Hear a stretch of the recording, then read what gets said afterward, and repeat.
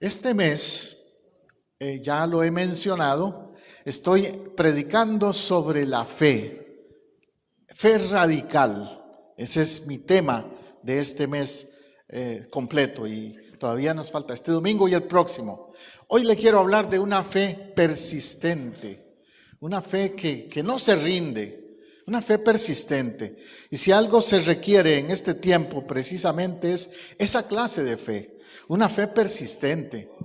Porque muchas veces las circunstancias que vienen hacen que, aunque en un momento tenías un poquito de fe, esa fe se debilita o se rinde. Y como cristianos somos humanos. En la carne nos afectan las situaciones. Pero tenemos que poner nuestra mirada en el Señor y tomar fortaleza. Y ese es mi mensaje para usted hoy. Tomar fortaleza y actuar en fe persistente. Aleluya. Dice el libro de Santiago, en el Nuevo Testamento, Santiago 5, 14 al 16. ¿Está alguno enfermo entre ustedes, entre vosotros? Llame a los ancianos de la iglesia para que oren por él, ungiéndole con aceite en el nombre del Señor. Ahí dice Santiago que cuando una persona es parte de la iglesia, no está sola. Tiene el respaldo de la iglesia y en especial de los ancianos. Los ancianos en el sentido bíblico no son gente de pelo blanco y de muchos años, no. Se refiere a los que tienen madurez espiritual, los líderes, los pastores o los diáconos también, los líderes de la iglesia. Dice que entonces si está enfermo, pues busque ayuda médica, no es pecado que lo haga, pero llame a los ancianos para que la oración de fe se active en la vida suya. Y en este tiempo que estamos viviendo con esta pandemia, ¿cuánto más? Yo les animo a que no dejen de comunicarnos a nosotros, los líderes, los pastores, si hay alguno con alguna situación de salud. A veces las familias por pena o por ser reservados o algo así, no lo comunican, no lo dicen. Pero créame que nosotros no lo vamos a estar divulgando si usted no quiere. Usted nos dice, pastor, no lo diga a nadie más, pues lo respetamos. Pero búsquenos, llámenos, queremos interceder por usted, estar en oración con su situación. Y dice, ungiéndole con aceite en el nombre del Señor. Mire, aquí yo tengo una botellita que contiene aceite. ¿Por qué usamos esto? Por ese versículo que estoy leyendo precisamente, porque en el Nuevo Testamento se nos enseña en la Biblia, no es una cuestión que nos inventamos los pastores, sino que la Biblia lo dice, que el aceite representa, es un símbolo del Espíritu Santo y de la unción que da el Espíritu Santo.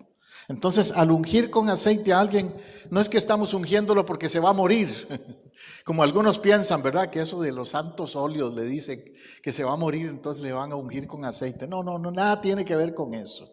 Más bien le ungimos para que reciba sanidad. Amén.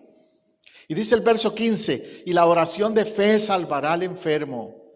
Ah, qué interesante. Dice la oración de fe sanará al enfermo. No dice así, ¿verdad?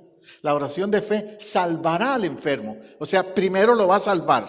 Sí lo va a sanar, pero primero lo va a salvar. Lo más importante es la salvación. Si alguien está enfermo y muere sin salvación, eso sí está mal. Pero si alguien está enfermo y llegara a morir, pero muere salvo, con salvación, tiene vida eterna.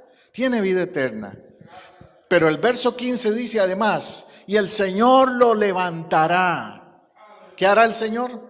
Lo levantará. Aleluya. Esta semana hemos oído testimonios de personas que han sido levantados, que estaban en un hospital por tiempo, ¿verdad? Hemos sabido de esos casos en estos días y el Señor los ha levantado, los ha sanado. Hoy conversaba con hermano Ángel de un amigo nuestro, no voy a mencionar nombres por lo que digo, de ser reservados, pero de un amigo nuestro conocido que estuvo que la esposa nos decía la otra vez, pastor, ya me han llamado 3 veces del lugar del hospital donde lo tienen para que vaya a despedirme de él. Pues esta semana salió del hospital. Esta semana le dieron de alta y está en su casa. Gloria a Dios. 6 meses estuvo, sí, bien crítico. Pero el Señor lo levantó y lo sanó. ¿Qué dice? La oración de fe salvará al enfermo y lo levantará. Y agrega Santiago, y si hubiese cometido pecados le serán perdonados. Oh, wow, agréguele a eso, además de la sanidad, el perdón. El perdón. Note, 3 cosas dice Santiago ahí: sanidad, salvación y perdón. Vas a recibir. Por eso es importante que busques al Señor. Si hubiere cometido pecados, ¿y quién puede decir yo no, pastor, yo no he cometido pecados? Nadie, ¿verdad? Todos hemos cometido pecados. Pero cuando hacemos ese acercamiento de fe al Señor, los pecados quedan perdonados, limpios. Verso 16 dice: confesaos vuestras ofensas unos a otros y orad unos por otros para que seáis sanados. La oración eficaz del justo puede mucho.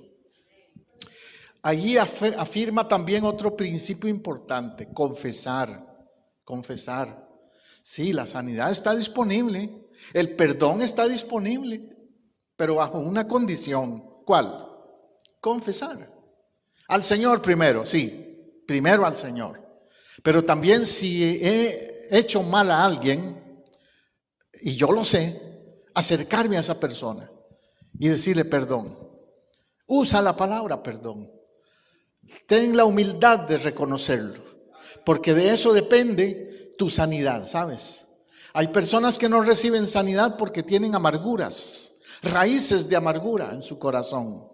Ese es el estorbo para la sanidad muchas veces. La oración eficaz del justo puede mucho. ¿Alguien ha preguntado alguna vez para qué oran los cristianos? ¿De qué sirve que oren? Bueno, dice el Señor aquí que la oración del justo puede mucho. ¿Cuál es la oración del justo? De la persona que tiene una vida recta delante de Dios. El justo no es un religioso. El justo no es una persona perfecta, pero es una persona sincera en su búsqueda de Dios. Esa persona que es sincera en su búsqueda de Dios es un justo, y esa oración es eficaz. Esa oración no es cualquier cosa. Esa oración tiene poder. Esa oración trasciende los cielos. Llega al trono de Dios. Aleluya. Entonces, es una fe que sana, definitivamente. Aleluya, aleluya. Mateo 9:2 dice: y sucedió que le llevaron un paralítico tendido en una camilla. Al ver Jesús la fe de ellos, ¿la fe de quiénes? De ellos. ¿Qué es lo que Dios observa? La fe de los que oran e interceden por otros. En este caso, el paralítico, él probablemente ya se había rendido. Él probablemente decía: yo ya me quedé así.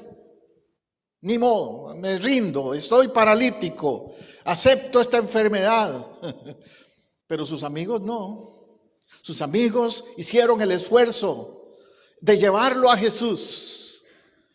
Dime, ¿intercedes tú por otros que están a punto de rendirse? Que dicen: ya yo no, ya estoy mal, este virus ya me agarró, o esta enfermedad, otra, la que sea, ya no, me rindo. Están desanimados.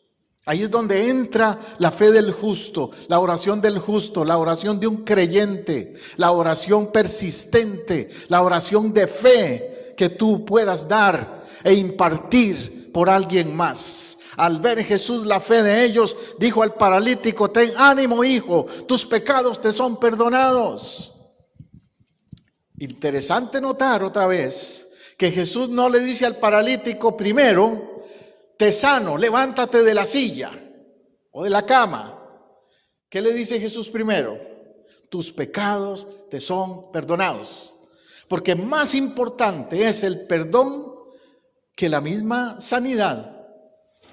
Alguien puede morir enfermo pero irse al cielo, pero alguien puede ser sanado y seguir viviendo mal delante de Dios y terminar en el infierno.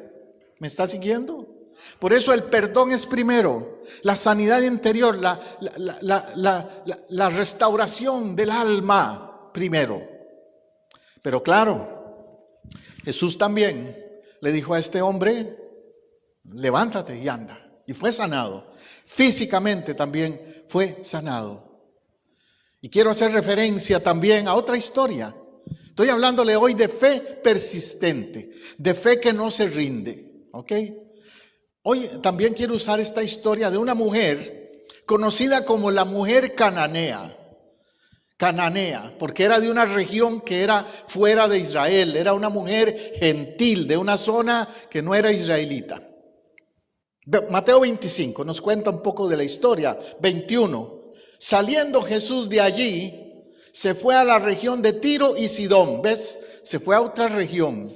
Es la segunda vez que Jesús salió de Israel. La primera fue siendo niño cuando fue a Egipto. La segunda vez en que Jesús salió de las fronteras de Israel fue cuando fue a Tiro y Sidón. Yo tengo un amigo, pastor allá en California, pastor Torres, que él lleva gente a Israel, muy frecuente. Y de hecho, si Dios nos da vida, en un par de años, 2, 3 años por ahí, queremos ir a Israel. Y él arma los grupos, probablemente vamos con el grupo que él hace. Pero me contaba el pastor Torres que cuando él lleva gente a Israel, hay una zona que es lo que es hoy día el Líbano, donde ellos tienen que tener permiso para entrar porque ya es otro país, es una frontera ya. Pero como es una zona de atracción turística, permiten a los grupos entrar si son turistas. Esa zona del Líbano, esa zona es lo que era en el tiempo de Jesús, Tiro y Sidón. De ahí era esa mujer, la mujer cananea. Ella había salido de aquella región y comenzó a gritar, a decirle: Señor, Hijo de David, ten misericordia de mí. Mi hija está gravemente atormentada por un demonio. Note, hay oraciones simples. Ay, Señor, ayúdame, por favor. Pero hay oraciones que son como una desesperación, un clamor profundo del alma. Y eso es lo que hace esta mujer. Ella no está simplemente diciendo: ay, voy a ver si el Señor me hace el milagrito, como dicen por ahí. No. Ella está desesperada y ella dice: Señor, ten misericordia de mí y mi hija. Ahora, note algo. Ella no está hablando arrogantemente. Ella no está como exigiéndole al Señor. ¿Qué es la palabra que usa? Ten misericordia. Ella está humildemente pidiendo a Dios que intervenga en su necesidad. A veces hay personas que no reciben sanidad o respuesta a sus oraciones porque le hablan a Dios como demandándole a Dios, con arrogancia, como creyendo que Dios tiene que hacer lo que ellos digan. Y lo que necesitamos es humillarnos. Señor, si tú quieres, en tu voluntad, pero ten misericordia. Yo he estado leyendo en estos días, me han mandado mensajes a través de la página de la iglesia y todo eso, personas pidiendo oración. Me llegan muchas peticiones de personas pidiendo oración. Y me han llegado varios mensajes particularmente de Cuba, porque están pasando una situación bien difícil en Cuba. No hay medicinas, no hay los hospitales como aquí equipados con todo lo que aquí tenemos, etcétera, y están en una crisis en Cuba. Y varias personas me decían: pastor, ore por la misericordia de Dios. Y eso es lo único que les digo siempre: tenemos que esperar en la misericordia de Dios. Vea lo que pasa en Afganistán con muchas familias que están huyendo ahora de ese país. ¿De qué dependen? Si no es de la misericordia de Dios. Porque del ser humano no se puede depender. Ya se dieron cuenta que de los presidentes, de los políticos, de los gobiernos no se puede depender. Lo mismo en Cuba o lo mismo aquí en Estados Unidos, tampoco podemos depender del ser humano. Tenemos que depender de la misericordia de Dios. Y por eso ella clama, ora así. En el caso de esta mujer, no era ni enfermedad lo que padecía la hija. Era algo más serio que una enfermedad. ¿Qué dice el verso? Mi hija es gravemente atormentada por un demonio. Y es que hay situaciones donde ni los médicos pueden hacer nada. ¿Qué puede hacer un médico contra un demonio? Ellos no están entrenados para... Los demonios no se van con medicinas, ¿verdad? Los demonios se van con autoridad espiritual del que cree y el que tiene la unción de esa autoridad. Por eso le dice al Señor, hijo de David. Hijo de David quería decir, tú eres el Mesías. Creo en eso. Y tú tienes el poder, la autoridad para reprender, sacar ese demonio que atormenta a mi hija. Hay situaciones donde alguien vive atormentado, ¿verdad? Hace unos 3 años atrás, por cierto, mi esposa y yo recibimos un caso para consejería. Una joven que se portaba de una manera no normal, que actuaba de una manera no normal. Y el caso de una hija era la situación también. La hija de ella tenía esa conducta.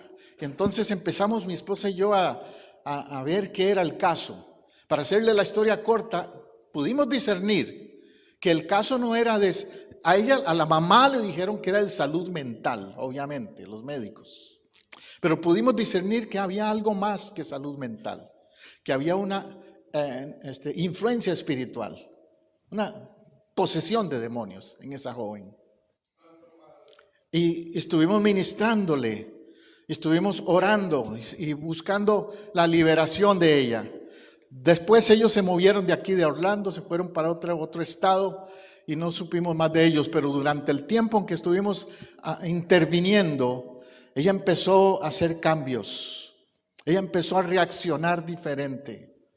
Porque el tratamiento, el acercamiento ya no fue solo de salud mental, fue de liberación espiritual que ella lo necesitaba.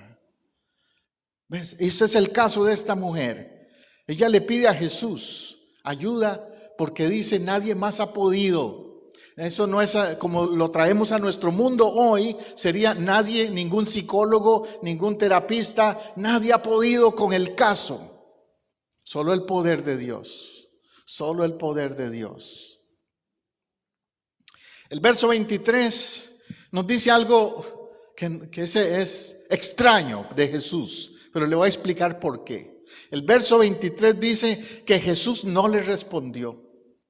Ella gritaba y gritaba a Jesús, ¿vio? Pero Jesús no le respondió palabra.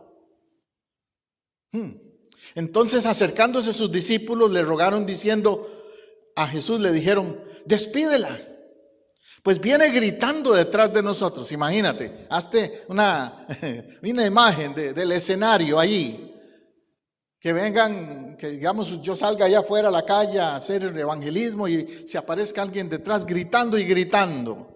Entonces aquí los sugieres, los líderes me dicen, pastor, haga algo, mira esa persona que viene ahí gritando, hay que pararlo, hay que hacer algo, viene gritando detrás de nosotros.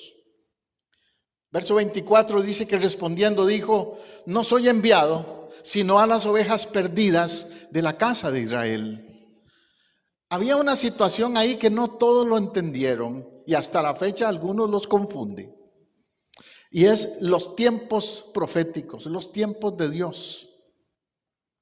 Jesús cuando vino al principio le dijo inclusive a los discípulos algunas veces, hizo milagros, hizo sanidades y le dijo a los que sanó, no lo digan a nadie.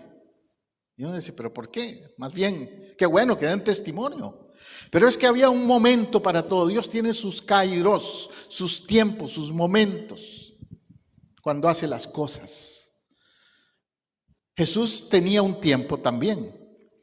Si él, desde el mero principio, desde el puro comienzo de su ministerio, abiertamente decía que él era el Mesías, no hubiera durado ni los 3 años que duró predicando. Lo hubieran matado rapidito. y él no hubiera tenido la oportunidad de sembrar el reino de Dios, el mensaje del reino, de formar, de discipular a los 12. Él necesitaba ese tiempo antes y que se cumplieran varias profecías en la vida de él. Por eso le digo, son momentos proféticos. Tendríamos que entender todo lo que enseña el Antiguo Testamento acerca de Jesús para entender esto. Jesús no estaba en ese momento entonces haciendo ministerio para los que no eran israelitas, porque primero él tenía que evangelizar a los israelitas, darle oportunidad a los israelitas para ver cómo respondían. Dios quiso darles primero ese chance, esa oportunidad a los israelitas. Ellos no respondieron, después sabemos eso. Ellos no apreciaron el mensaje de Jesús. Y entonces fue cuando Jesús dijo, hay otras ovejas que también tienen que oír. ¿Quiénes son esas otras ovejas? Los gentiles, las otras naciones que también tenían que oír. Pero esta mujer, como era cananita, ella no era parte del plan todavía, se adelantó, se buscó ser parte del plan que iba a venir después, pero se adelantó. Y Jesús por eso al principio la estaba como ignorando, ¿ves? Fíjate que aún en esa época, aún en el templo de Jerusalén, había un muro que dividía a los gentiles de los demás, de los judíos. Los atrios, que se llamaban los atrios del templo, no podían pasar de esas áreas del atrio, los muros. Era pena de muerte, inclusive si alguien pasaba esas áreas. Ahora, Jesús iba a seguir manteniendo esos muros, esas barreras, o Jesús derribaría los muros, esa pared intermedia. Pablo dice, años después, cuando Pablo empieza su ministerio en Efesios, capítulo 2, versos 11 al 22. Fíjate lo que dice Pablo allí. Por tanto, acordaos que en otro tiempo, ¿cuándo? Otro tiempo. Le hablé de que Dios tiene sus tiempos, ¿verdad? Vosotros los gentiles, en cuanto a la carne, erais llamados incircuncisión por la llamada circuncisión hecha con mano de carne. En aquel tiempo, ¿ves? Atrás, antes, estabais, tiempo pasado, estabais sin Cristo. ¿Cómo estaban? Sin Cristo. Hubo una etapa en que usted y yo estábamos sin Cristo. Mi pregunta es, ¿todavía estás sin Cristo? Espero que no. Que estés con Cristo. Dice que estaban alejados de la ciudadanía de Israel. La mujer cananita, en el momento en que se acercó a Jesús, estaba alejada de la ciudadanía de Israel. Por eso Jesús actuó como actuó con ella. Y dice que nosotros en un tiempo estábamos igual. Usted y yo tampoco teníamos acceso a los beneficios que tenía Israel. Pero qué tremendo que ahora Pablo da a entender de que ahora ya tenemos los mismos beneficios de la ciudadanía de Israel. ¿Usted sabía eso? Aleluya. Mi esposa y yo hemos investigado y por herencia genealógica tenemos raíces israelitas. Venimos de una herencia de lo que se llaman los judíos sefarditas.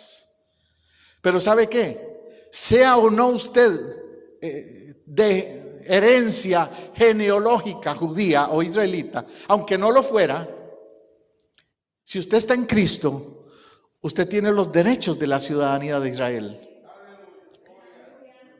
Por la herencia genealógica yo podría aplicar para ser ciudadano de Israel. Y probablemente llegaría a conseguir la ciudadanía israelita por esa herencia genealógica. Pero la más importante es la que Cristo nos ha dado. Amén. La herencia espiritual que nos da ahora ciudadanía de Israel. Beneficios como los israelitas. Y dice, estabas ajenos a los pactos de la promesa. ¿Cómo estábamos? Ajenos a los pactos. Dios hizo pactos con Israel también, que ellos piensan que son solo para ellos, pero resulta que también los gentiles, usted y yo, al venir a Cristo somos también incluidos en los pactos que Dios hizo con Israel. Dele gloria a Dios por eso. Estábamos sin esperanza, sin Dios en el mundo, porque como gentiles adorábamos lo que no sabíamos. Éramos seguidores de muchas religiones falsas, de cultos que no eran enfocados en Yahweh, en Dios, en el Cristo verdadero. Sin Dios, sin esperanza en el mundo. Pero dice el verso 13, pero ahora en Cristo Jesús. Aleluya, ahí está la diferencia. Yo siempre le he dicho que a mí me encantan los peros de la Biblia. Aquí hay otro pero. Verso 13, pero ahora en Cristo Jesús. ¿Qué pasa ahora en Cristo Jesús? Vosotros que en otro tiempo estabais lejos, habéis sido hechos cercanos por la sangre de Cristo. Por eso es que con toda convicción, con toda autoridad te digo hoy, igual que aquella mujer cananea, ya no estamos lejos, ya no estamos separados. Ahora tenemos los beneficios de ser de Cristo. Ahora cambiaron las cosas, ya no estamos lejos. Aleluya. Dice en Romanos 10:12, porque no hay diferencia entre judío y griego, pues el mismo que es Señor de todos, es rico para todos los que le invocan. Entonces quiere decir que ahora no importa si eres judío o no judío en el sentido genético. Ahora lo que importa es si eres de Cristo. Eso sí, no hay diferencia entre judío y griego. El griego representaba al gentil, como vos y yo, o como la mujer cananea. Pero ahora Él es Señor de todos, Señor de todos. En griego la palabra Señor es Kyrios. Kyrios. Kyrios quiere decir el amo. El dueño absoluto, el que gobierna. En esa época la palabra, el término Kyrios, se lo atribuían únicamente al César, al emperador. Pero ahora viene Cristo y Él es el que merece todo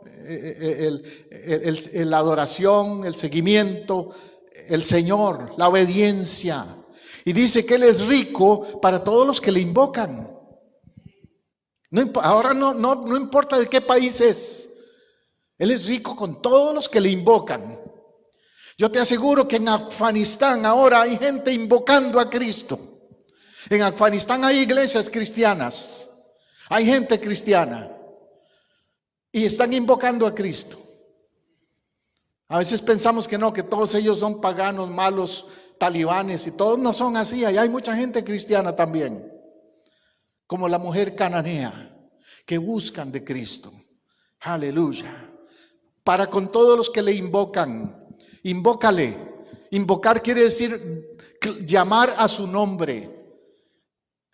Gálatas 3:28 dice, ya no hay judío ni griego, no hay esclavo ni libre, no hay hombre ni mujer, porque todos vosotros sois uno en Cristo Jesús. Este es un versículo que necesitan llegar a entender algún día esos talibanes, ¿verdad?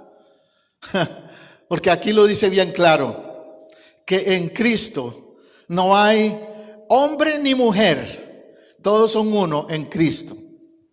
Es una pena que en ese país esa religión fanática y ciega trate a la mujer como una esclava, cuando la palabra de Dios, aquí como este texto que te estoy citando, te dice que en Cristo no hay hombre ni mujer, valen igual, son iguales en su condición de salvación delante de Dios. Todos sois uno en Cristo Jesús, hombre y mujer somos uno en Cristo Jesús, ni esclavo ni libre.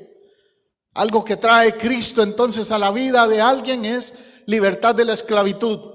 Esta mujer cananea que se tiró ahí a gritarle a Jesús no tenía esos beneficios. Pero ahora viene Cristo y le ayuda. Volviendo a la historia de la mujer cananea, en el verso 25 dice: entonces ella vino y se postró ante él, diciendo: Señor, socórreme. ¿Cuál es la frase? Primero dijo: ten misericordia, ahora usa otra frase: Señor, socórreme. La frase socorro es muy interesante, ¿verdad? Dicen los que trabajan con emergencias que se han inventado códigos para saber cuando alguien necesita socorro. Socorro es ¿qué te dijera? Un grito desesperado, pero también a veces no se puede decir con la boca el término socorro y se han inventado señales, códigos.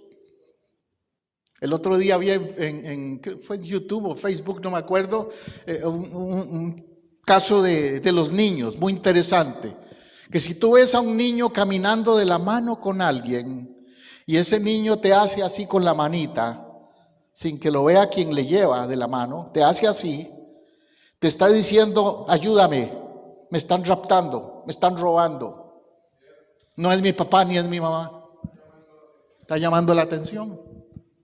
Es un código de ayuda. En el Facebook esta semana una hermana de la iglesia en Cuba escribió: SOS para Cuba, SOS para Cuba. ¿Qué es SOS? Socorro, ayuda emergente. Si alguien está en una montaña perdido, en el mar perdido, trata de hacer una señal SOS, que quiere decir ayuda pronta. Vengan, estoy en problemas. Esto es lo que esta mujer le dice a Jesús entonces: SOS, Jesús, socorro, ayúdame. Jesús le responde otra vez de una forma extraña: no está bien tomar el pan de los hijos y echarlo a los perros. Ella dijo: sí, Señor, pero aún los perros comen de las migajas que caen de la mesa de sus amos. Hoy le estoy hablando de fe persistente. Esta mujer era cananea, era gentil. Todavía no se había cumplido el periodo de la gracia. Déjeme explicarle esto como teólogo, no solo como pastor, como teólogo. Antes de que Jesús muriera en la cruz del Calvario, el mundo no vivía bajo la gracia, dependía de la ley. Pero después de la cruz, bendita la cruz que usamos como símbolo por eso, después de la cruz, después de la obra de Cristo en la cruz, es que se inicia el periodo de la gracia. Hoy día vivimos bajo el periodo de la gracia. Esta mujer no vivía bajo ese periodo todavía, entonces. Y por eso es que ella entiende el concepto de que ella no tiene el derecho de pedir los beneficios que ella estaba pidiendo a Jesús, porque no era judía. Y por eso se le compara con el perro, que no se le va a dar comida si no es de la casa, ¿verdad? No está bien echarlo a los perros. Pero ella dice: hasta los perros comen de las migajas de sus amos. Ella toma una postura de humillación. Y digo fe persistente porque también ella podría haberse enojado. Y yo creo que Jesús estaba probando su fe también. A ver, hasta dónde ella entendía que ella, si recibía respuesta, iba a ser por gracia. Aun cuando no estaba la gracia establecida, pero Jesús vino a establecerla, recuerden, a demostrarla. Muchas veces lo hizo. Esta mujer otra vez, igual que la mujer adúltera, que según la ley la tenían que apedrear, Jesús le otorga perdón y gracia. Esta mujer que según la ley, los discípulos que estaban alrededor de Jesús y todos los que estaban ahí decían: no, Jesús no debe hacer nada por ella, porque es una cananea. Pero ella insiste, ella dice: no importa, aunque sea cananea, quiero las migajas, da una ayudadita, quiero algo. Entonces esa fe persistente resulta en la respuesta de Jesús. Vea la respuesta de Jesús a esa fe persistente. Verso 28. Entonces respondiendo Jesús le dijo: mujer, grande es tu fe, hágase contigo como quieras. ¿Qué respuesta le da Jesús ahora? Primero le dice: no, todavía no. Pero al ver la fe persistente, le dice: grande es tu fe. ¿Qué fue lo que cambió todo? La fe. ¿Qué fue lo que hizo que aún a pesar de los obstáculos religiosos, culturales, que hablaban de que no podía ella por ser cananea recibir un milagro, lo recibe? La fe. Grande es tu fe. Jesús se admira de su fe. Y hoy yo te invito a ti a creer como la mujer cananea. Hoy te invito a no rendirte en tu fe. Ella podría haberse rendido, podría haber dicho: no, este Jesús, míralo con lo que me sale, que no, que yo no soy judía. Y los discípulos le están gritando: quítala, échala de aquí, sáquenla. Pero ella insiste, es persistente, a tal punto que Jesús le dice: hágase contigo como quieres. Verso 28 al final dice: y su hija fue sanada desde aquella hora. Santo el nombre de Jesús. Esa hija que estaba atormentada por demonios, no era ni una enfermedad, eran demonios, algo más grave todavía, fue sanada. Porque no hay nada imposible para el poder de Cristo. En el momento en que alguien cree con una fe radical. Quiero concluir entonces preguntándote: ¿cómo es tu nivel de fe? ¿Es una fe radical? ¿Y cuál es el límite de tu fe? ¿Es una fe que se rinde o es una fe persistente? Lo que sea que esté pasando en tu vida hoy, actúa como la mujer cananea. Cree y insiste. Y aunque hayan obstáculos, insiste, no te rindas. Ora conmigo. Así como aquella mujer, Señor, clamo a ti: ten misericordia, socórreme. Tal vez hay alguien que en este lugar o en otro lugar nos ve, nos escucha y tiene también ese clamor. Ayúdame, Jesús. Tal vez hay alguien que dice: yo no soy religioso, no he sido gente de iglesia, no sé si me va a escuchar. No importa, clama a Jesús, invócale. Tal vez es como la mujer cananea que no tenía los beneficios de una israelita.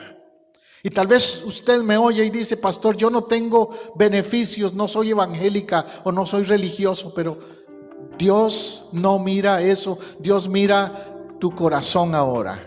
Dios mira tu fe. Tal vez tengas un hijo o una hija enferma como esta mujer. Tal vez es tu esposa, tu esposo, que están con ataduras fuertes, drogas, alcohol o alguna situación de salud. Tal vez tienes un familiar en un hospital. Cualquiera que sea el caso, haz la misma declaración de la mujer cananea: socórreme, ten misericordia, porque la mano del Señor no se ha cortado. La misericordia de Jesús está disponible ayer y hoy, y puede tocar a ese ser querido tuyo, sanar a ese ser querido tuyo, restaurar esa relación, cambiar las cosas. Pero tienes que tener una fe radical, una fe persistente.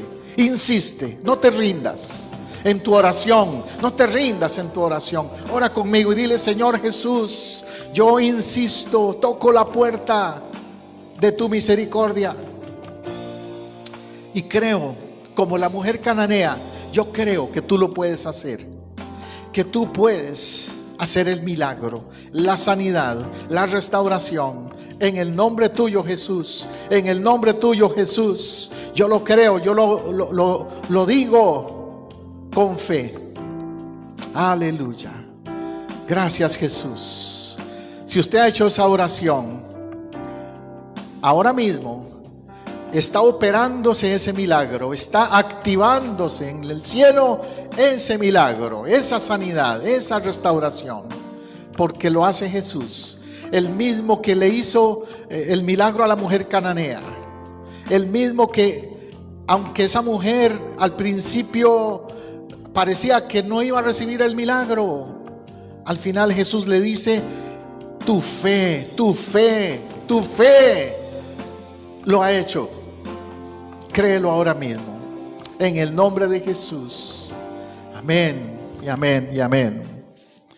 Gracias Dios, gracias Dios. Espero que este mensaje te ayude a los que están aquí hoy conmigo y también a los que me vean después, me escuchen en otro momento. En el nombre de Jesús. Recuerda que estamos invitándote todos los domingos aquí a Casa del Rey, Iglesia del Nazareno, en Apopka, Florida, en el 750 Sur Roger Williams Road de Apopka, Florida. Bienvenida, bienvenido con tu familia si vives en esta área. O si no, escríbeme a través del video que se está grabando. Escríbeme para saber de tu vida. Queremos bendecirte. Dios te bendiga, pastores José y Teresa Matamoros, te bendecimos en este día.